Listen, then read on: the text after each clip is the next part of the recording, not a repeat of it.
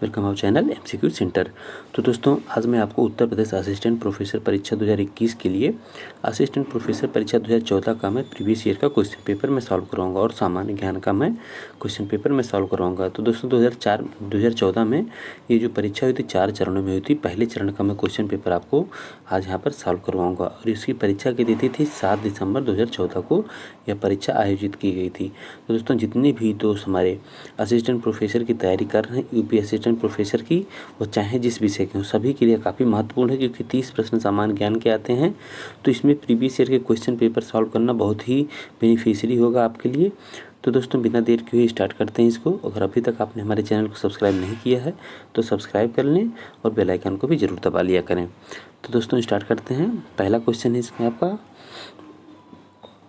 निम्नलिखित में से कौन 20वीं शताब्दी की खोज नहीं है? तो ये दोस्तों देखिए आपका जो सिलेबस है ये वैसे देखा जाए तो ये कहीं ना कहीं साइंस का या जीके का क्वेश्चन है, ठीक। तो इसमें अगर इसको कवर करेंगे तो इसको अगर हम कवर करना चाहें तो ये आपका जो है इंफॉर्मेशन एंड कम्युनिकेशन टेक्नोलॉजी के अंतर्गत कवर हो सकता है।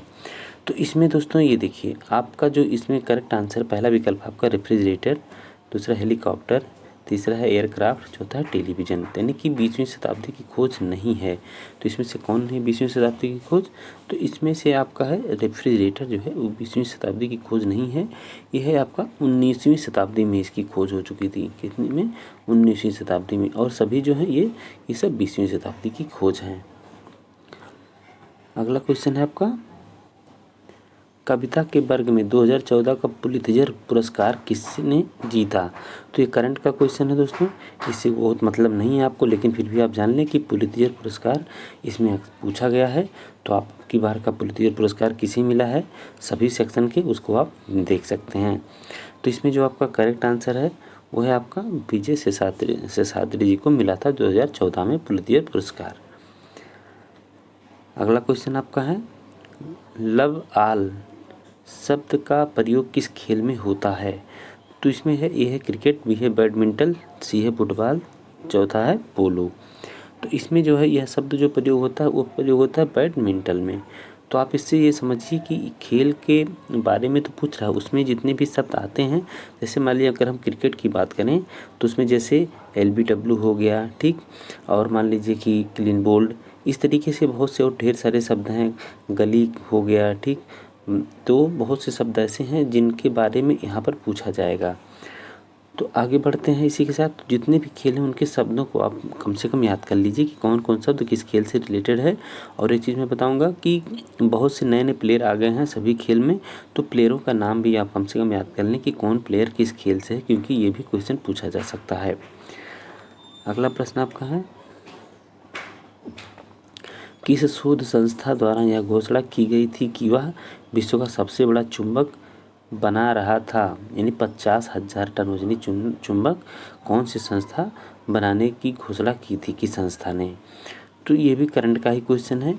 तो इसमें जो है आपका करेक्ट आंसर है, देखिए कौन 4 विकल्प दिए हैं, CERN सर्न जिनेवा, भाभा आणविक शोध संस्थान Bharat, national aeronautics and space administration NASA यानी USA, भारतीय अंतरिक्ष शोध संस्थान। तो इसमें आपका जो करेक्ट आंसर है वो है बी, यानी कि भाभा आणविक शोध संस्थान द्वारा यह घोषणा की गई थी कि वह विश्व का सबसे बड़ा चुंबक यानी 50,000 टन वजनी चुंबक को बना रहा है। 5वां क्वेश्चन है आपका, 28 फरवरी को मनाया जाता है, तो 28 फरवरी को किस दिवस के रूप में मनाया जाता है? तो उम्मीद है इसको सब लोग जानते होंगे। तो यह मनाया जाता है राष्ट्रीय विज्ञान दिवस के रूप में। 6वां क्वेश्चन आपका है, बिना बोझ के सीखना समिति के अध्यक्ष थे। तो दोस्तों बिना बोझ के सीखना समिति के जो अध्यक्ष थे वो कौन थे? तो इसमें आपका आंसर है professor Yashpal, professor Poonam Batra, professor DS Kothari और प्रोफेसर BK पासी। तो ये भी दोस्तों करंट का ही क्वेश्चन है। तो इसमें जो आपका करेक्ट आंसर है वो प्रोफेसर यशपाल, ठीक। यानी कि इसमें जो है करंट का नहीं दोस्तों, ये ट्रेडिशनल क्वेश्चन है, ठीक। ये ट्रेडिशनल क्वेश्चन है कि जिसमें ये पूछा कि बिना बोझ के सीखना समिति के अध्यक्ष थे, क्योंकि यह दोस्तों इस जो समिति थी इसने अपनी रिपोर्ट जो है 1993 में प्रस्तुत की थी। परीक्षा 2014 में, और इसका मतलब ट्रेडिशनल क्वेश्चन है। ठीक, इकोनॉमिक्स का क्वेश्चन है ये। अगला आप देख सकते हैं, आपका आता है 7वां नंबर, निम्नलिखित में से सही जोड़ा कौन सा है। तो इसमें आपको बताना है निम्नलिखित में सही जोड़ा कौन सा है। राष्ट्रीय अध्यापक शिक्षा परिषद सितंबर 1981, इंदिरा गांधी राष्ट्रीय मुक्त विश्वविद्यालय 1985, ऑपरेशन ब्लैक बोर्ड बैक शिक्षा, प्रथम शास्त्रीय भाषा कोंकणी। तो इसमें आपका करेक्ट आंसर जो है वो है आपका बी। आपका करेक्ट आंसर है बी। इंदिरा गांधी राष्ट्रीय मुक्त विश्वविद्यालय की स्थापना 1985 में हुई थी। ठीक, यह किस अधिनियम के तहत हुआ था। यह हुआ था राष्ट्रीय अध्यापक शिक्षा परिषद अधिनियम 1993 के अंतर्गत जो है ये 17 अगस्त 1985 को इसकी स्थापना हुई थी। अगला क्वेश्चन है आपका, निम्नलिखित में से कौन एक केंद्रीय प्रवृत्ति का माप नहीं है। तो केंद्रीय प्रवृत्ति का माप कौन सा इसमें नहीं है। मध्यमान, बहुलक, ठीक है, बहुलांक, मध्यांक, प्रमाणिक विचलन, यानी कि मीन हो गया, मोड हो गया, मीडियम हो गया, स्टैंडर्ड डिविएशन। ठीक, तो इसमें कौन सा नहीं है। तो इसमें आपका करेक्ट आंसर जो है वो है आपका स्टैंडर्ड डिविएशन, यानी प्रमाणिक विचलन जो है ये जो है आपका केंद्रीय प्रवृत्ति का माप नहीं है।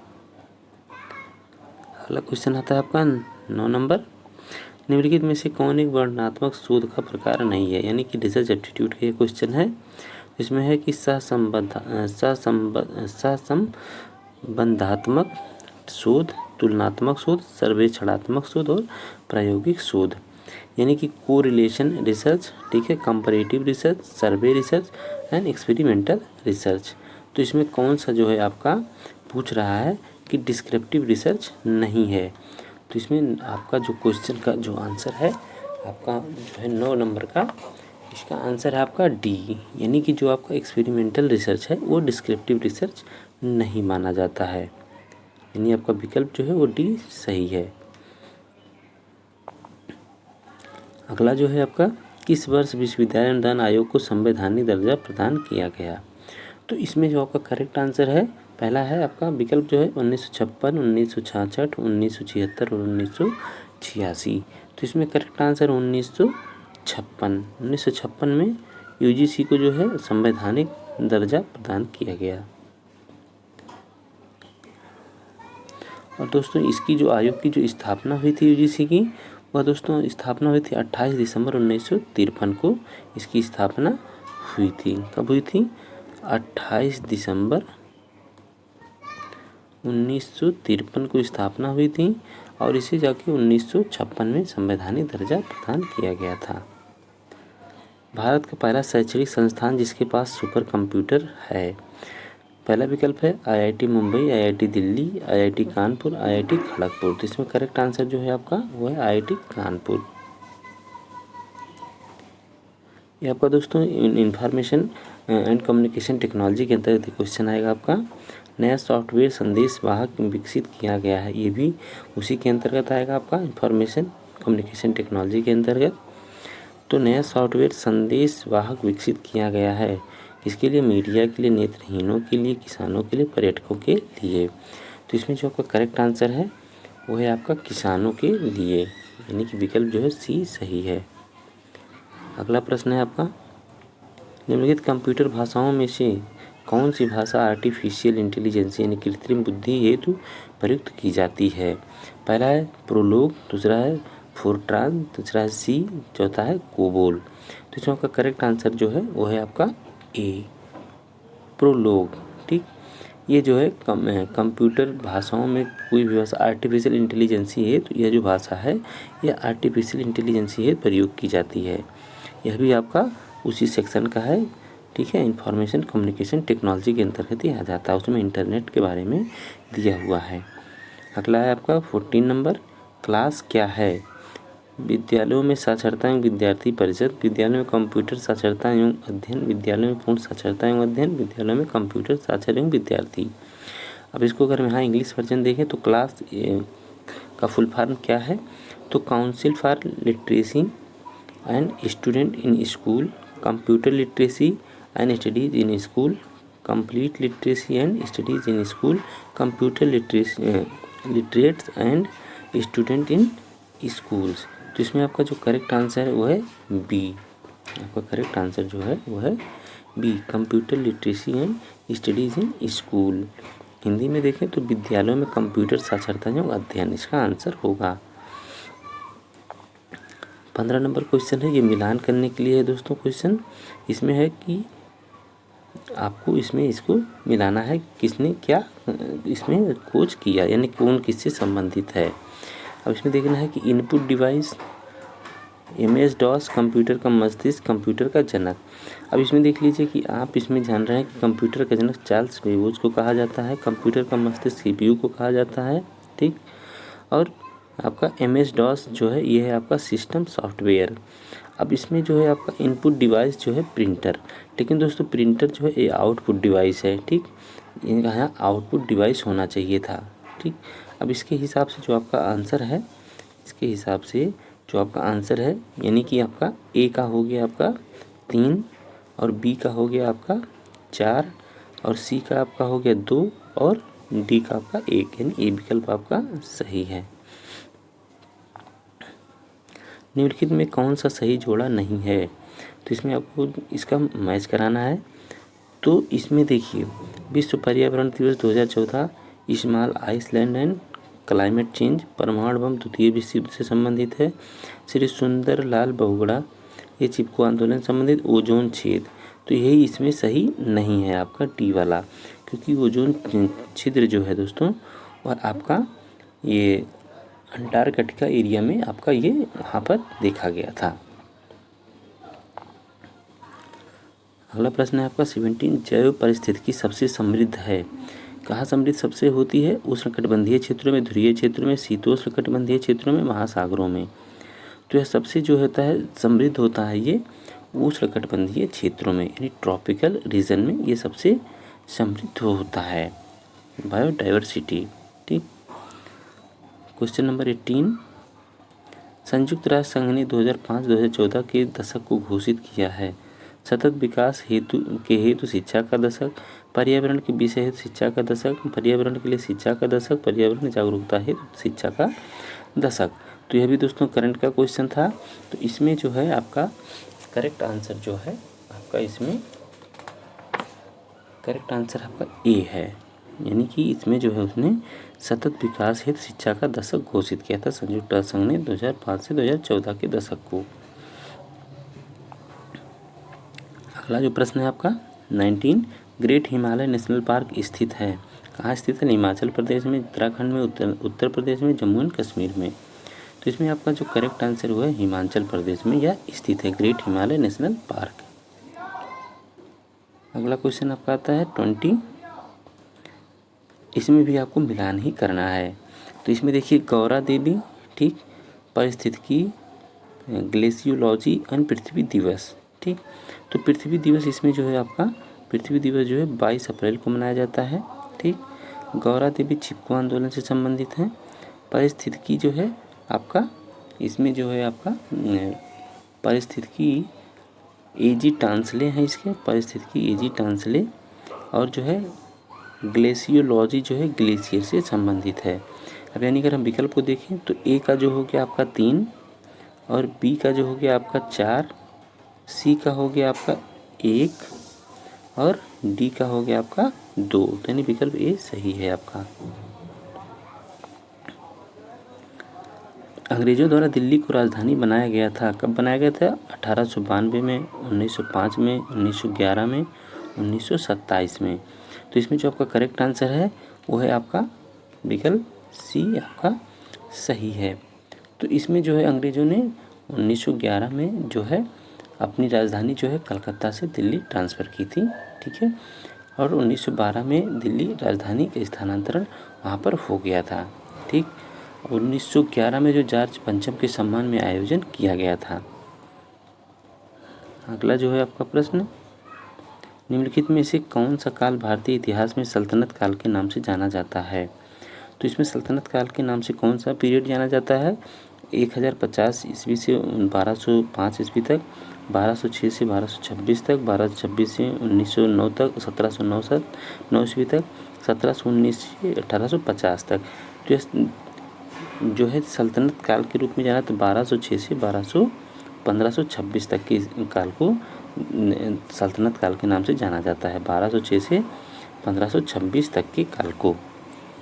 अगला आपका प्रश्न है, निम्नलिखित शहरों में से कौन सा एक शहर कर्क रेखा के एकदम समीप है? तो इसमें जो आपका करेक्ट आंसर है क्वेश्चन नंबर 23 का आपका करेक्ट आंसर है कोलकाता। कोलकाता जो है कर्क रेखा के एकदम समीप है।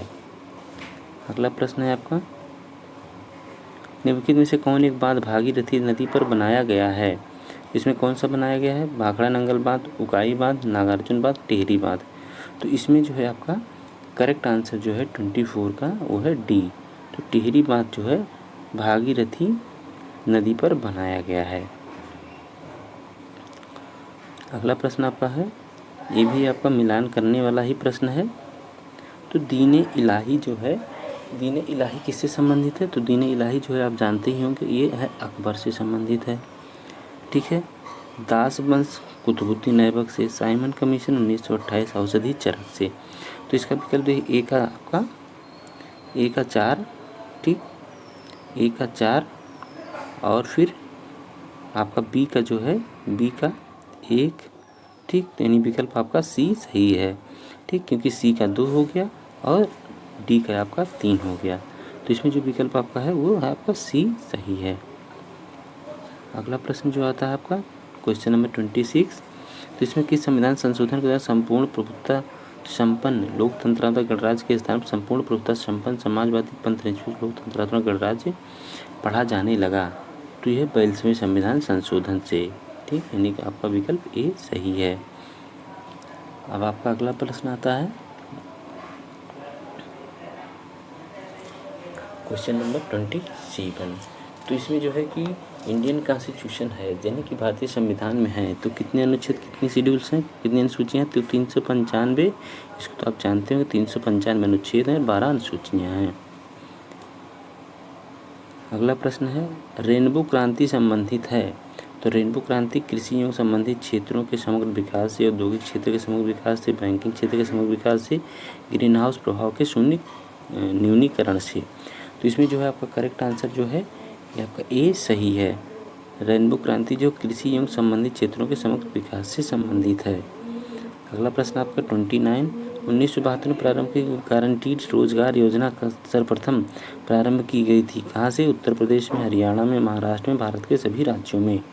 तो इसका जो आपका करेक्ट आंसर है वो है महाराष्ट्र में, ठीक है। गारंटीड रोजगार योजना सर्वप्रथम महाराष्ट्र में प्रारंभ की गई थी।